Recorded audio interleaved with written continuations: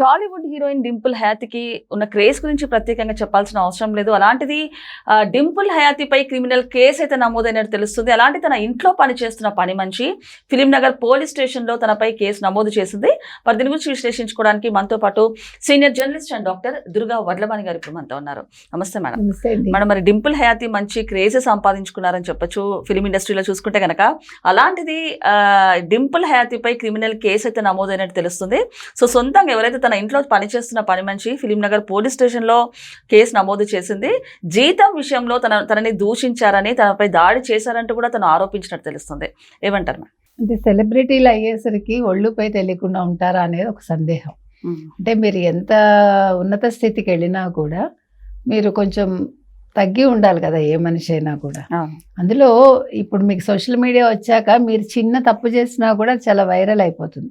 ఇదివరకు చాలా అట్రాసిటీస్ జరిగినా తెలిసేవి కాదు, పేపర్సే ఉండేవి కాబట్టి. తర్వాత ఛానల్స్ వచ్చాక కొద్దిగా తెలిసేవి. ఇప్పుడు సోషల్ మీడియా వచ్చాక దేనికి హద్దు లేదు.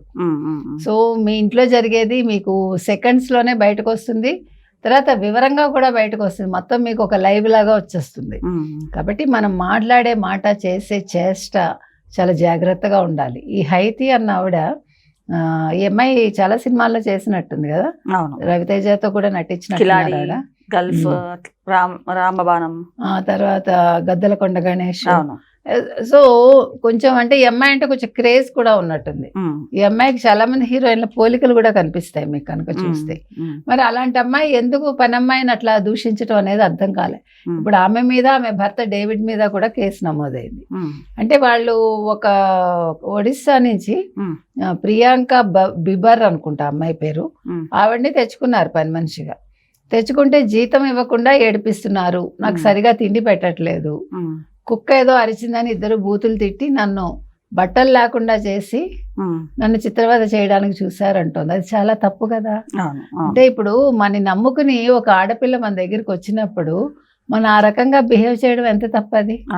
అంటే ఏంటి అది ఏం చూపిస్తుంది అంటే మీ అనాగరిక చర్యలు అవి.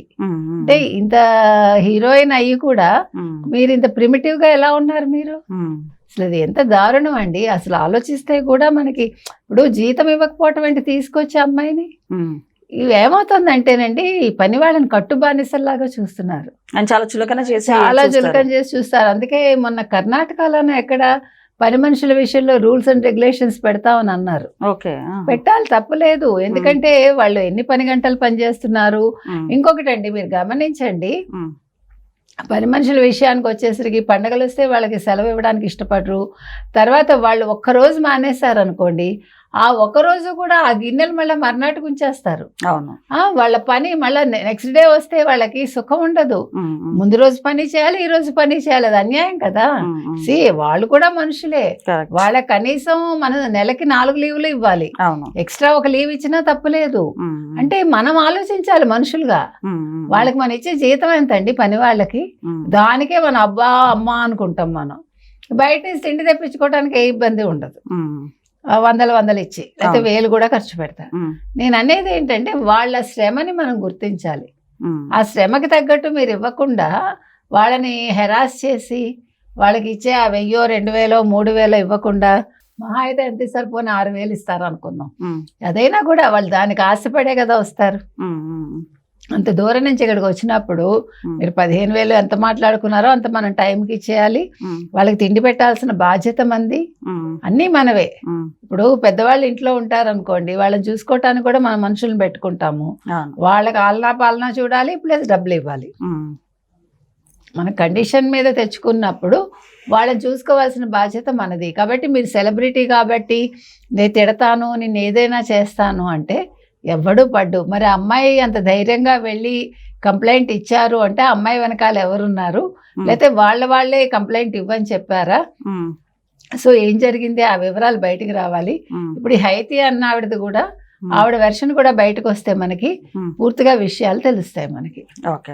అండ్ ఇంకొకటి మేడం, అంటే పని మనుషులు అనగానే నార్మల్గా అంటే మనం వాళ్ళు కూడా నిజంగా మీరు అన్నట్టు మనుషులే, ఒక రెస్పెక్ట్ఫుల్గా చూడాలి. వాళ్ళని కూడా జీతం ఇచ్చి ఎంతో అంత, వాళ్ళు ఊరికేం పని చేయట్లేదు, జీతం ఇస్తే పని చేస్తున్నారు. అండ్ అలాగే ఎందుకు ఇట్లా బిహేవ్ చేస్తున్నారు పని మనుషులు అనగానే ఎక్కడ చూసినా కూడా కొన్ని వింటుంటాం నార్మల్గా దీనికి సంబంధించి.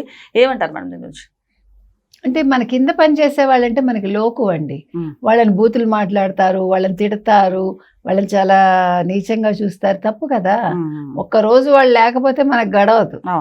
వాడు తిరగబడ్డాడు అనుకోండి, మన మొహం ఎక్కడ పెట్టుకుంటాం? కరెక్ట్. కాబట్టి సాటి మనిషిగా చూడాలి. ఇప్పుడు పూర్వం మా ఇళ్లలో పని వాళ్ళు చేసేవాళ్ళండి. అంటే పెద్ద పాలేరంటారు, చిన్న పాలేరంటారు, తర్వాత చాకలి, 50 ఏళ్ళుగా వాళ్ళు చేస్తూనే ఉన్నారు మా ఇళ్లలో. వాళ్ళకి మంచి శుభకార్యాలు జరిగినప్పుడు మేము బాగా చూసుకున్నాము, చూసుకుంటాము, అన్ని చేస్తాం. ఇప్పటికీ వాళ్ళు అదే అభిమానంతో మాతో ఉంటున్నారు. వాళ్ళకి కాలానికి తగ్గట్టు జీతాలు ఇస్తాం, వాళ్ళకి మర్యాద కూడా అలాగే ఇస్తాం. 50 ఏళ్ళైనా వాళ్ళు చేస్తున్నారంటే మనం ఎంత బాగా చూసుకుంటే చేస్తారు. అది మనం తెచ్చుకోవాల్సింది. మన మీద ఒక రెస్పెక్ట్ ఉండాలి వాళ్ళకి. అలాగే వాళ్ళని మనం మన మనుషులుగా, మన ఇంట్లో మనుషులుగా ట్రీట్ చేయాలి. చేసినప్పుడు ఇలాంటి బాధలు రావు. ఇప్పుడు మన అవసరానికి తెచ్చుకున్నప్పుడు వాళ్ళతోటి మనం కన్సర్న్ తోటి ఉండాలి. లేకపోతే వాళ్ళు తిరగబడితే మనం మొహం ఎక్కడ పెట్టుకుంటామండి. ఇవాళ మీరు ఒక రోజు అరిచారు, రెండో రోజు మనుషులు తీసుకొచ్చి మిమ్మల్ని ఏదైనా చేస్తే ఏంటి దిక్కు? కరెక్ట్ కదా. మీరు చేసిన తప్పుకు మీరే అనుభవిస్తారు అప్పుడు. సో ఎవరివైనా సరే సాటి మనిషిగా చూడాలి. మన అవసరానికి వాళ్ళు ఇది ఇచ్చిపుచ్చుకోవటాలేనండి. పని మనిషితోటైనా ఇచ్చిపుచ్చుకోవటమేగా. ఆమె పని చేస్తుంది, మనం డబ్బు ఇస్తాము. అపనంగా ఏమి చేయించుకోవట్లేదు, అలాగే ఆమె అపనంగా చెయ్యదు. కాబట్టి గౌరవం అనేది మాత్రం ఎవరికైనా మనం ఇవ్వాలి. ఈవెన్ చెత్త తీసుకెళ్లి అతనికి కూడా మనం గౌరవం ఇవ్వాలి. ఎందుకంటే అతను ఇంకా ఎక్కువ గౌరవం ఇవ్వాలి. వాళ్ళకి డ్రైనేజ్ క్లీన్ చేసే వాళ్ళకి ఎందుకు ఇవ్వాలంటే వాళ్ళు లేకపోతే మనం ఒక్కరోజు బతకలేం. మీరు చెత్త 2 రోజులు ఇంట్లో పెట్టుకోండి, ఆ వాసన భరించగలరా? మన వాసనని వాళ్ళు, మన దుర్వాసనని వాళ్ళు భరిస్తున్నారు. అలాంటి వాళ్ళకి మనం ఇంకా ఎక్కువ రెస్పెక్ట్ ఇవ్వాలి చెప్పాలంటే. Okay okay madam, thank you.